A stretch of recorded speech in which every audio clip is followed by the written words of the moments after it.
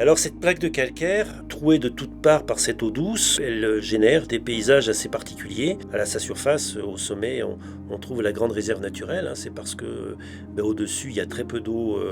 Il n'y a pas de lac, par exemple. On ne trouve aucun lac. Il y a très peu de cascades. Les eaux descendent par 2-3 gorges.